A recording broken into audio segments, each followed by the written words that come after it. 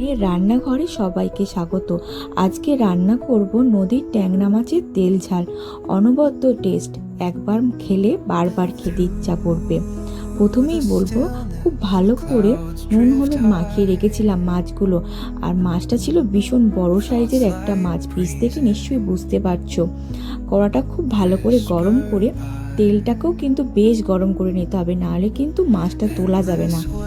আর তারপর একটা একটা করে মাছ ছাড়তে হবে। বলে রাখি, যেহেতু এটা নদীর মাছ, খুব সাবধানে ভাজতে হবে, খুব ফাটে।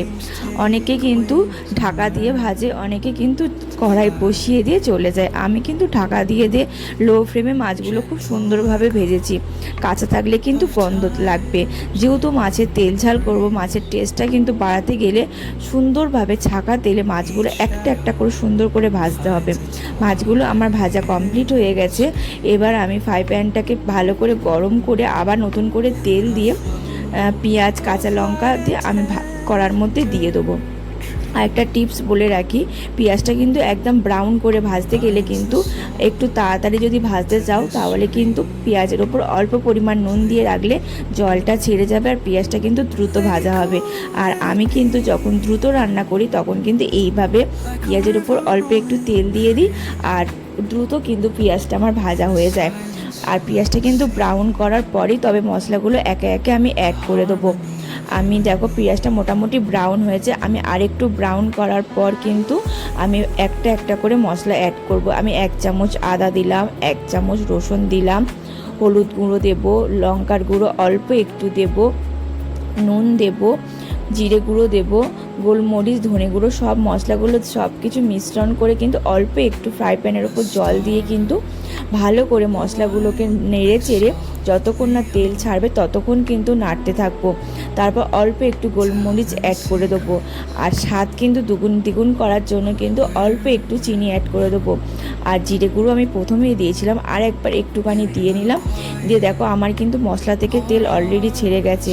আর আমি মাছগুলো দিয়ে একটুখানি মাছ দিয়ে নাড়াচাড়া করব, তাহলে মাছের মধ্যে মশলাটা ভালোভাবে ঢুকে গেলে কিন্তু আরও একটু ভালো টেস্ট লাগে। আমি কিন্তু যখন নদীর বড় মাছ আনে, আমি কিন্তু এইভাবে মাছের ঝালগুলো রান্না করি।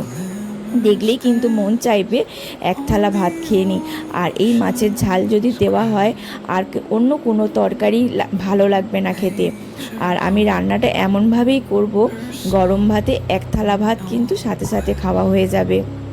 তাতে যদি একটু গরমে লেবু পড়ে আর তো কোনো কথাই নেই। দেখো মাছের ঝালটা মোটামুটি আমার রেডির পর্যায়ে চলে এসছে। আর যেহেতু আমি এটা ঝোল করব না, আমি গ্রেভি করব, তার জন্য কিন্তু আমার ঝোলটাকে একদম কিন্তু আমি শুকনো করে গ্রেভির পর্যায়ে নিয়ে চলে আসব। আর অল্প একটুখানি ফুটে গেলে কিন্তু আমার মাছের ঝাল কিন্তু একদম রেডি হয়ে যাবে। আর একটু কিন্তু নাড়াচাড়া করলেই কিন্তু আমার মাছের ঝাল রেডি। দেখো অলরেডি কমপ্লিট হয়ে গেছে আমার ট্যাংরা মাছের তেল ঝাল। রান্নাটা কেমন লাগলো তোমরা কিন্তু আমাকে কমেন্ট করে জানাও। অনেকেই কিন্তু আমার অনেক রান্না তোমরা অনেক ভালোবাসা দিয়েছো। আর এই পদটা কেমন লাগলো সেটাও কিন্তু লাইক আর কমেন্ট করো। আর চ্যানেলে নতুন নতুন রান্না পেতে সাবস্ক্রাইব করতে ভুলো না। দেখো মাছের তেল ঝাল রান্নাটা কেমন হয়েছে। আর এই জামাই ষষ্ঠীতে স্পেশাল ট্যাংরা মাছের তেল ঝাল রান্না সবার প্রিয়। আমাদের বাড়ির তো সবার এই মাছের তেল ঝাল সবার খুব ভালো লাগে। তোমাদের এই পদটা কেমন লেগেছে তোমরা কিন্তু জানিও। আর তোমরা কিভাবে রান্না করো সেটাও কিন্তু আমার সাথে